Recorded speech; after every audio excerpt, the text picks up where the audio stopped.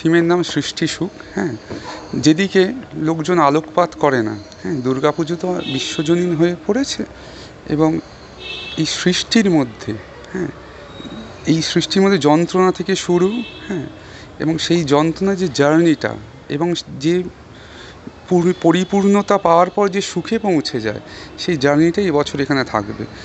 আমরা দুর্গাপুজোয় খুব এনজয় করি সবাই মিলে, হ্যাঁ, কিন্তু এই যারা এইটাকে তৈরি করেন, এই প্রতিমা তৈরিও তো একটা শিল্পের অন্যতম বিষয়। ফলে এই যে শিল্প ফর্মটা যে তৈরির শুরু, এই কাঠামো বাঁধা থেকে তাতে খড় দেওয়া এবং তারপর মাটি প্রলেপ দেওয়া, এর একটা আপস অ্যান্ড ডাউনস থাকে। এই আপস অ্যান্ড ডাউনস যে কোনো শিল্পেরই তাই থাকে। এই আপস অ্যান্ড ডাউনসের মধ্যে দিয়ে আমরা যে জার্নিটা যাই, গিয়ে একটা চূড়ান্ত শিল্পে গিয়ে পৌঁছাই যখন প্রতিমাটা কমপ্লিট হয়, তার যে সুখ একটা যে শিল্পী তৈরি করে, হ্যাঁ, সে মানে পার্থিব যত সুখ আছে তার থেকে একটা ঐশ্বরিক সুখে পৌঁছে যায়। এই সুখের গল্পটাই এবছর আমাদের মণ্ডপে থাকবে। Kakurgachi CIT building residence welfare সোসাইটির এবছরের পুজো থিম সৃষ্টি সুখ। উত্তর কলকাতার একটা অন্যতম পুজো কাকুরগাছি সিআইটি বিল্ডিং এর পুজো। এবছর তাদের পুজো 63তম বর্ষ। পুজো কমিটির সম্পাদক সৌভিক দাস বলেন, তাদের 63তম বর্ষের থিম সৃষ্টি সুখ। তিনি বিশ্বাস করেন অন্য বছরের তুলনায় এবছর আরও মানুষের ঢল নামবে তাদের পুজো মণ্ডপে। আন্দোলন যেমন চলবে তেমনই চলবে উৎসব। এই দুটোকে নিয়েই তো আমাদের চলতে হবে। তাদের থিম সৃজনে আছেন সংবর্ধ জানা প্রতিভা শিল্পী মিন্টু পাল। থিম শিল্পী জানান, যে কোনো সৃষ্টির প্রথমেই থাকে খুবই যন্ত্রণা, সেই যন্ত্রণার পথ অতিক্রম করেই শেষে পাওয়া যায় সুখ। এই বিষয়ে তিনি বলেন, কুমাচুলি বা যে কোনো মৃৎশিল্পী অক্লান্ত পরিশ্রম করে একটা অনুপম মাতৃমূর্তি তৈরি করে। সেই জার্নিটাই আমরা বোঝাতে চেয়েছি। প্রথমে এই কাঠামো তৈরি, পরে আস্তে আস্তে মাটির প্রলেপ যুক্ত হয়, আর শেষে রং ও একদম শেষে চক্ষুদান। এই সবটা মিলিয়ে একটা বিরাট পথ অতিক্রম করতে হয়। সেই পথের নামই সৃষ্টি সুখ।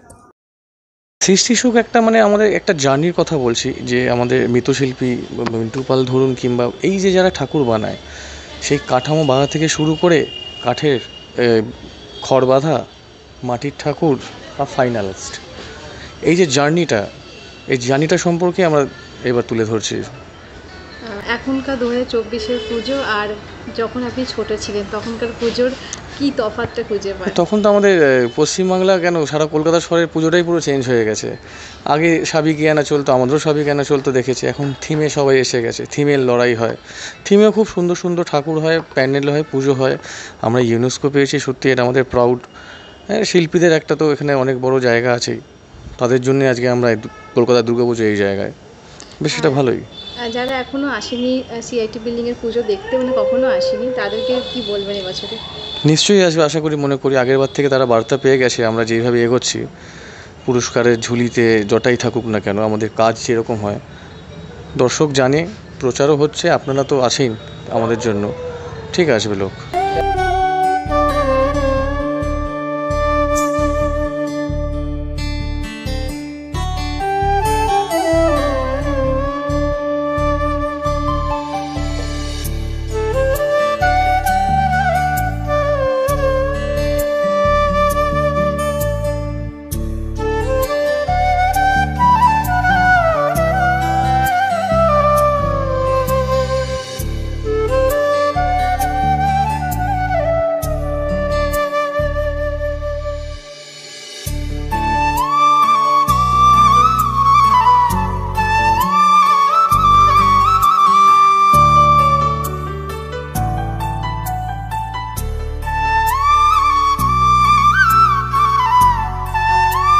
এইটা তো কলকাতার দুর্গাপুজোর ইতিহাস তো অনেক পুরনো। হ্যাঁ, তো এই ইতিহাসটা তুলে ধরেছে কিনা আমি এখনও মণ্ডপে তা দেখিনি।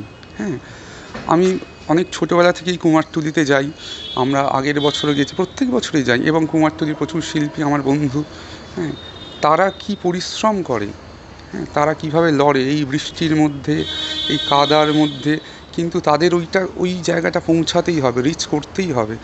এই যে লড়াইটা আমাদের দুর্গাপুজোর মণ্ডপে আসে না। এমনি সাধারণত কুমারটুলিতে লোকজন যায় ঠাকুর দেখতে, সেলফি তুলছেন, এটাকে আমি ছোটো করে বলছি না, হ্যাঁ, তুলছেন, তারা একটা উৎসবের মেজাজে, কিন্তু উৎসবের বাইরে এই উৎসব যাদের জন্য আজকে ইমপ্লিমেন্ট পাচ্ছে বা যাদের জন্য সেই বিশ্বজনীন হচ্ছে, সেই শিল্পীদের গল্প। হয়তো যে লোকটি রং করছেন, হয়তো যে মাটিটা লেপছেন সেটা তো ছেঁড়া গেঞ্জি পরেই করছেন। এই যে তাদের গল্প, তাদের এই জার্নির গল্পটা, হ্যাঁ, এইটা দেখে তখন আমার মনে হয়েছিল যে এইটা দিয়ে একটা থিম করা যায়, যে তারপর যখন কমপ্লিট হয়ে যায় ঠাকুরটা নিয়ে যায়, হ্যাঁ, এবং হয়তো কিছু তাদের রোজগারও হয়, তাদের যে হাসি মুখ এবং এই সুখে তারা পৌঁছে যান, সেই সুখটাই ইম্পর্টেন্ট।